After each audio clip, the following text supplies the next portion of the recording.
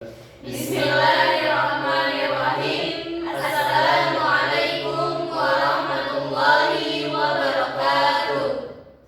Innal hamdalillah nahmaduhu wa nasta'inuhu wa nastaghfiruh wa na'udzu billahi min shururi anfusina wa min sayyiati a'malina may yahdihillahu fala mudilla lahu wa man yudlilhu fala hadiyalah. Asyhadu an la ilaha illallah wa asyhadu anna Muhammadan abduhu wa rasuluh.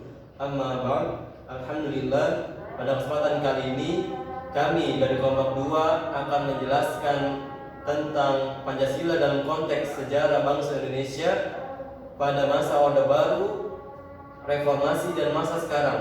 Sebelum itu, izinkan kami memperkenalkan diri dulu. Yang pertama saya sendiri Suhar Rasul Makin. Dan saya Siti Masmane. Saya Nurul Azhari. Saya Indah Septiani. Dan saya Ismi Haliza.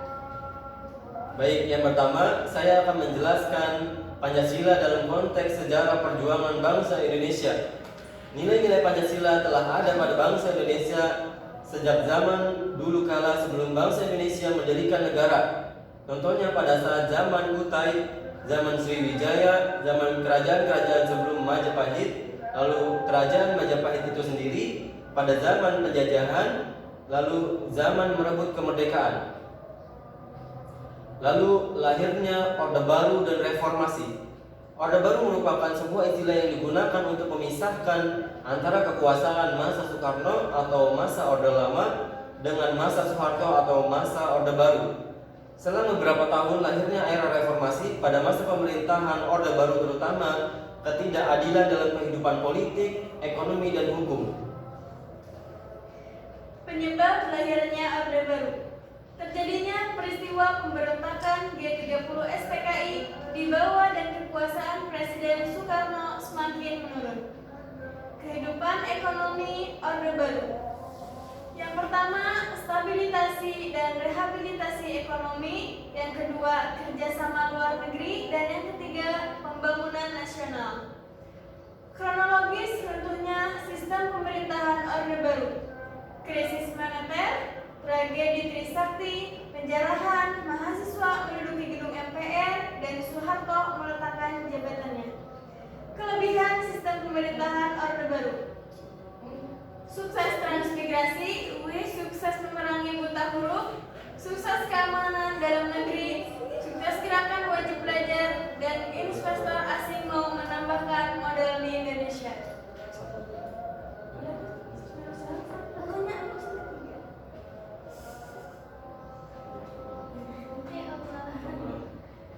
Kekurangan sistem pemerintahan Orde Baru.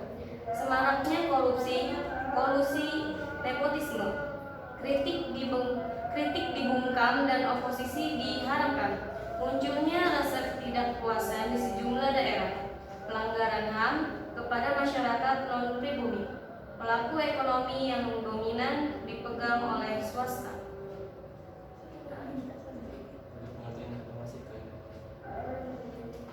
Selanjutnya, pengertian reformasi. Pengertian reformasi. Reformasi merupakan suatu perubahan tatanan kehidupan lama dengan kehidupan baru, dan secara hukum menuju ke arah perbaikan Indonesia baru dengan tatanan baru. Penyebab lahirnya era reformasi.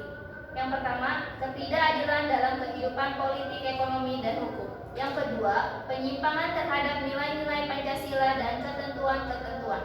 Faktor-faktor yang mendorong munculnya reformasi: adanya ketidakadilan di bidang perekonomian dan hukum selama pemerintahan Orde Baru selama 32 tahun, krisis politik, krisis hukum, krisis ekonomi, dan krisis kepercayaan. Agenda reformasi yang disuarakan para mahasiswa: yang pertama, Adi Soeharto dan kroni-kroninya. Yang kedua, amandemen Undang-Undang Dasar 1945. Yang ketiga, penghapusan duifungsi ABRI. Yang keempat, otonomi daerah yang seluas-luasnya. Yang kelima, supremasi hukum. Dan yang terakhir, pemerintah yang bersih dari KKN.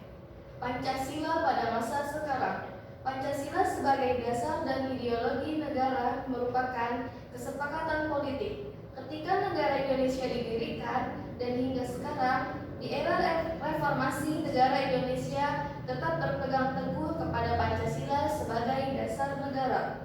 Sebagai dasar negara, tentulah Pancasila harus menjadi acuan dalam negara menghadapi tantangan global dunia yang harus berkembang dalam perjalanan sejarah eksistensi Pancasila sebagai dasar filsafat negara Indonesia.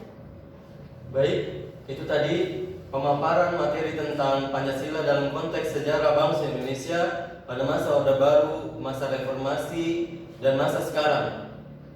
Demikian dari kelompok kami, kurang lebihnya kami mohon maaf apabila ada salah-salah kata dan penulisan.